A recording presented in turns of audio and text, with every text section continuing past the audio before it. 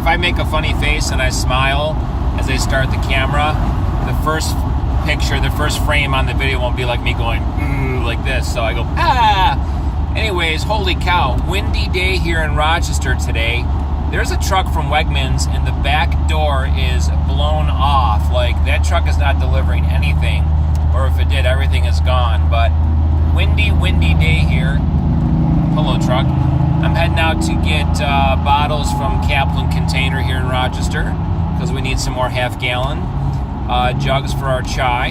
And thanks for joining me on the Chronicles of Chai journey here. Just some thoughts. Hopefully it's encouraging to you. Just finished listening to a podcast on EntreLeadership, which I love. And Ken Coleman just did one, interviewed a guy. And you can go to EntreLeadership podcast and find where it is. But talking about making hard conversations easier. And if you've noticed, I've noticed this about myself.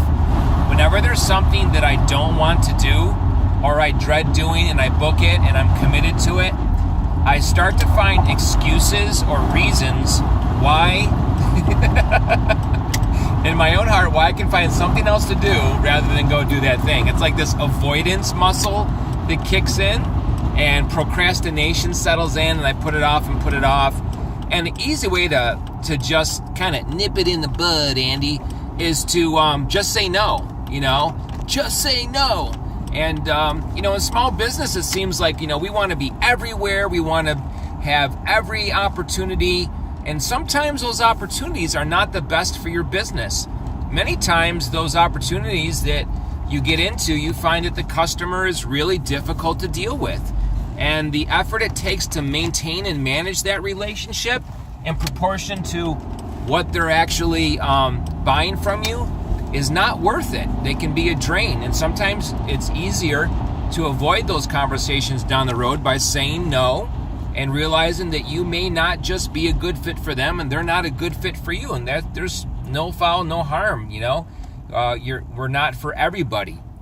And so, but when you do have to have those hard conversations of severing a business relationship, telling someone there's something you don't want to do, then it's best to be honest and forthright and be loving and truthful and let them know it's not an attack on them. It's just that you're just not in that place. And I had to do that recently, and it worked out very well. I had to say no to something that I had said yes to, and I had to apologize and say, I'm sorry I said yes, but I'm not in that place and space to do this work, and I think it would better serve you to get someone else to do it. It was a construction job.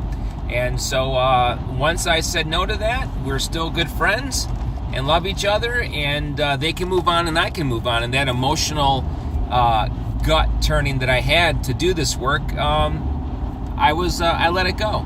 Let it go, let it go. Is that a song or something? So learn to say no. Not every opportunity is one that you should pursue. Weigh the costs of that investment emotionally, from a time perspective, and financially. And if you have to have those hard conversations, do it gracefully, do it lovingly, do it honestly. And down the road, maybe there'll be a reconnection with that person. But you can do that and treat each other in a loving way. Treat each other the way you would want to be treated. So anyways, learn to say no.